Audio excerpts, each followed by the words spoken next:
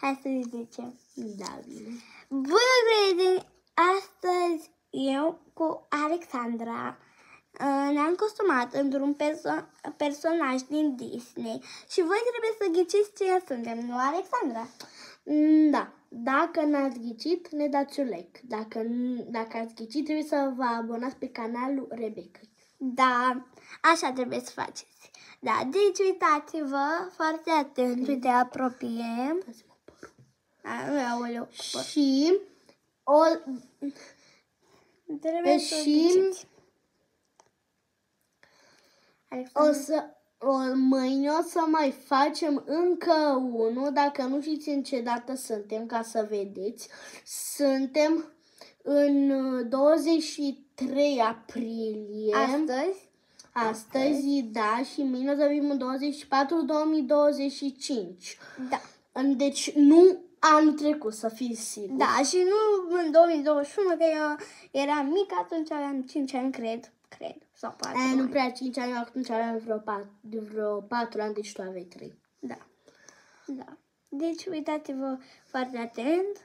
Da, deci eu avea 4 ani în 2021, eu aveam 3 ani. Stai acum să măsuri dacă acum vechi eu am 8 ani și tu ai 7, minus 21, acum 4 ani, eu aveam 4 și tu 3. Da.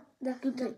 Da, la fel, deci am ghicit cât aveam în 2021 și ne revedem mâine cu alt machiaj. Da. Și să scrieți în comentarii neapărat cine am fost și să ne dați un like. Să vă abonați. Da, deci vă abonați la canalul meu dacă ați ghicit. Dacă n-ați ghicit, un like, da?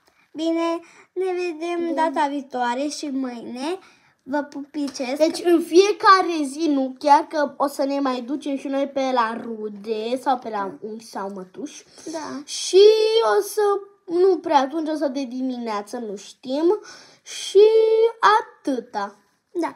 Și să știți că o să vă spunem și povești de groază în timp ce machiem. Da. Da, și eu o să vă zicem Călugărița Neagră, o să vă și pe Rebecca. Da. Și o să mă învețe și pe mine, o să vă zicem 2 povești, dar deci prima oară o să zicem Călugărița Neagră, o să ne machiem fix în Călugărița Neagră. Da. Și va trebui să ne punem unghii lungi, că așa avea ea. Da, bine, vă pupicesc, pa!